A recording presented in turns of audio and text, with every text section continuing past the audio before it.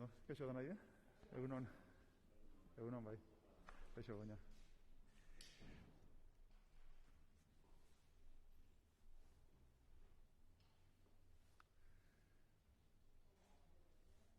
Bueno, prez bali magode, hasen gogora.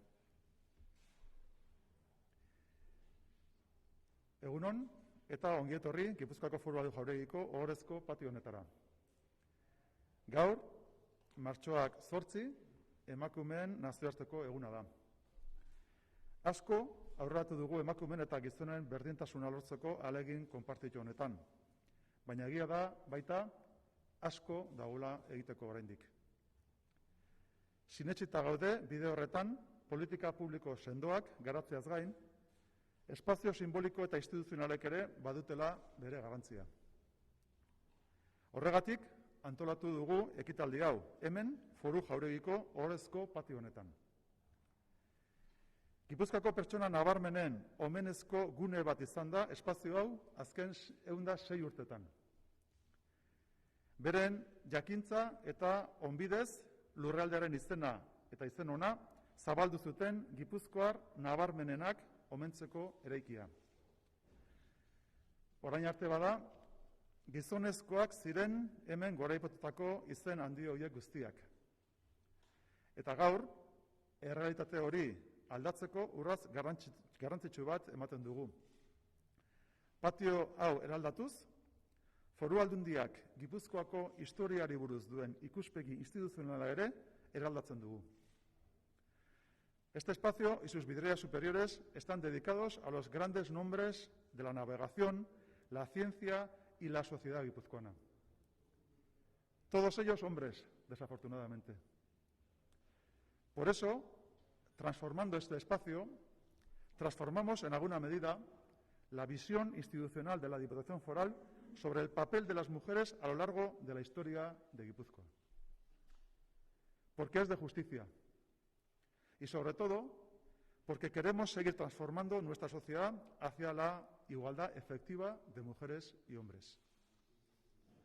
En este acto, además de celebrar el 8 de marzo, queremos reconocer la contribución y el liderazgo de las mujeres en la construcción de una Guipúzcoa avanzada económica, social y culturalmente. Un liderazgo que se dio en el pasado, que se da hoy día y que queremos que se refuerce en el futuro. Emakumea aintzindari horietako bati, gainera, ohorezko oroigarri bat eskainiko diogu hemen bertan. Elbira Zipitriari eskaini ere, euskararen eta euskarazko irakaskuntzaren bidegile izan zelako. Elbira Zipitriari emakume euskalduna, emakume ausarta eta emakume bidegilea izan zelako. Eta berarekin batera, Gipuzkoak eman dituen eta izango dituen emakume aintzindariek bere lekua izango dute hemen Foru Jauregiko ohorezko patio honetan.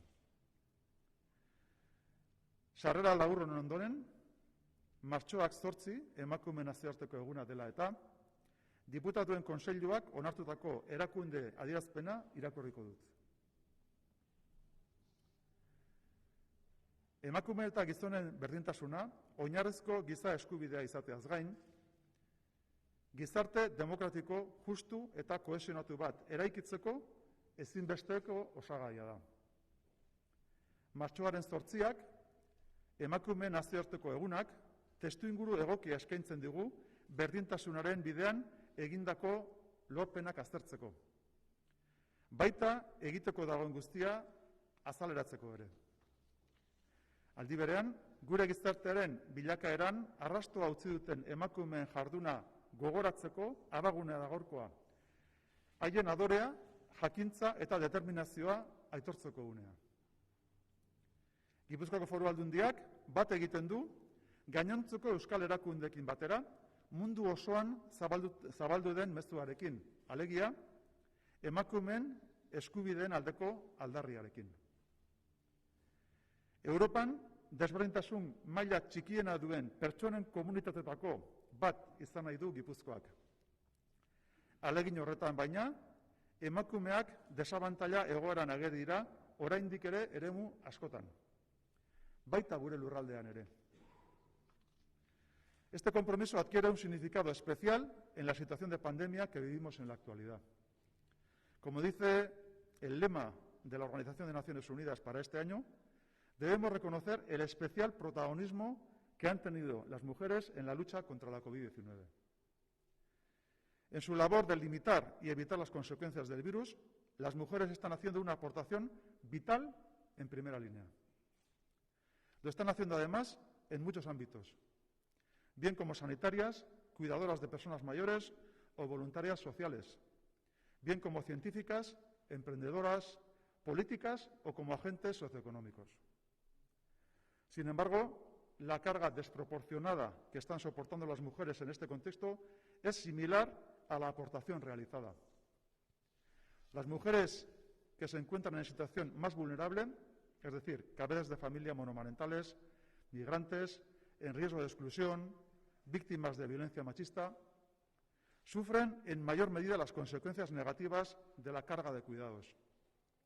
Por todo ello, la Diputación Foral de Guipúzcoa hace públicos los siguientes compromisos.